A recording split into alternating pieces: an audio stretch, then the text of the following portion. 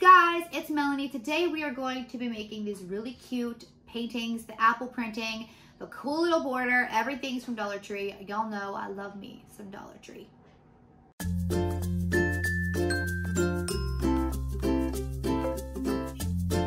I think these would be super cute as maybe a teacher's gift, but these are actually from my kitchen because we have like a farmhouse kitchen with little hints of black and apple. So I thought that'd be really cool to tie in our entryway. But these would be such a cute gift for a teacher. Anyway, everything is from Dollar Tree. I hope you enjoy. All right, so here's what I'm gonna use. These are just this is like the new brand that's been out at Dollar Tree, the Crafter Square. I have 3, you only need 1 if you're only gonna make 1. Let's see, popsicle sticks, sandpaper, Dollar Tree, paintbrush, and if you wanna use this instead, like a paint sponge, both from Dollar Tree, whatever kind you wanna use. Paint, you can get at Dollar Tree or the craft supply store. For the apples, you can of course use any color you want. I'm gonna do a black background because I have black accents in my kitchen. And then I have these different tones of red and green for the apple itself. And then I'm gonna try to paint on a stem and leaves. And then of course you need an apple. All right, you guys, my refrigerator's running. I have my black acrylic paint. You could probably use different types of paint. Of course, if you wanted to use, can't get this lid to shut. If you wanted to use, I can't think of anything, latex paint or whatever you guys have. I like acrylic. It's cheap, it's affordable, it's easy to come by. And just cover your whole, I am gonna cover the edges too. If you want your edges in a different color, you can totally do that.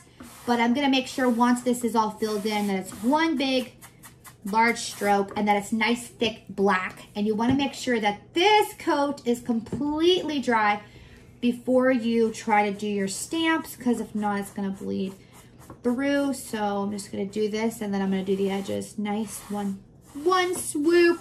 There it is, guys. All right, I gotta let this dry completely before we move on to the stamps. All right, so while this is drying, I was thinking I could stain the popsicle sticks.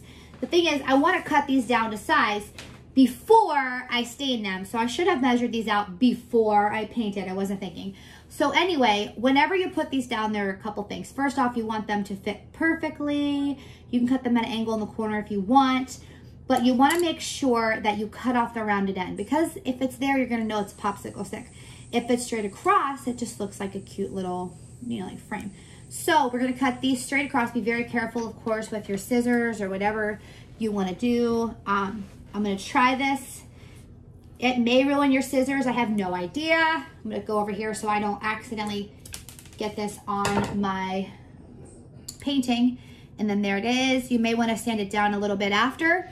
But I'm going to do the other side and show you the difference, you guys. Is just so incredible. This one actually chipped the end a little bit. So be very careful. But do you guys see the difference? Now this end to end is going to look so much nicer. So you want to measure to see where it's going to end and where you're going to want to pick up another one and where you're going to want to cut it to make one, or you can also do 2 side by side depending on how thick you want your frame to be, and then we're going to stain them. So I'm going to cut the rest of these off camera because it's probably going to take me quite a few minutes. All right, guys, once it's dry, see what your popsicle sticks are gonna look like. These will be hot glued down. If you wanna paint them, paint them. If you wanna stain them, stain them. I think I'm gonna paint mine. This kind of looks like a chalkboard, right? You can totally write like something in white. That'd be so cute. But I am going to stain mine a different color. Also, guys, if you're gonna stain these, you might wanna sand them down a little bit, or even if you wanna paint them, or maybe even not paint them, you may wanna consider it, because some of these can get a little frayed. So I'm just gonna sand these down lightly, and then I'm gonna try to stain mine. All right, so we've sanded these down. They're staining out pretty good. Can you guys see these pretty well? I really like the way these look stained. You may wanna paint them, maybe leave them natural. I really like the way these look stained. I want to stain so many popsicle sticks for so many projects. Anyway, you guys, I'm gonna let these dry, and while they're drying, we can do the printing because the canvas is about dry.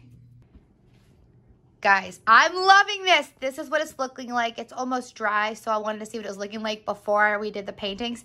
I love this. I might make this look like a chalkboard for a different room in the house, but I absolutely love these stained sticks as a border.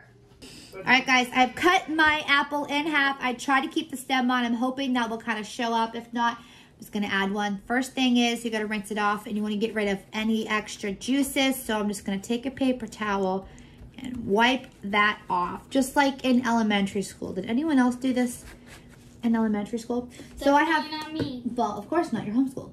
You're going to today. So I got 2 different colors of red. I got the brick. What else do we have? And we even have red. Regular red. So I'm going to try to do kind of a mixture so I can get a highlight. So you can put this on a piece of paper if you want, or you can just paint it directly on. I'm going to paint it on with my little thing here. And guess who did not? Oh, yes, I did wrap it. Okay. So shake it up. I'm just going to put the paint directly on my apple because I don't know, I'm hoping for the best. Actually, I'm going to rub this in and then add the other red. And you don't want too much on there because, you know, it's kind of like regular stamping. If you get too much, it can spill over and you won't get the right shape. But you do want enough to where it's actually going to make the right shape for you. I'm going to leave that where the seeds are blank in hopes of some goodness. All right, so I'm just going to stamp this down as if I wear a stamp. Let's hope this works well, guys. Ready, Logan? Logan has his own. He's going to do one, too. I'm just going to put mine right in the middle. Ready, set, go. I hope this works on a canvas. 1, 2, 3, 4, 5. Rock it around. Push really hard. And... Aww.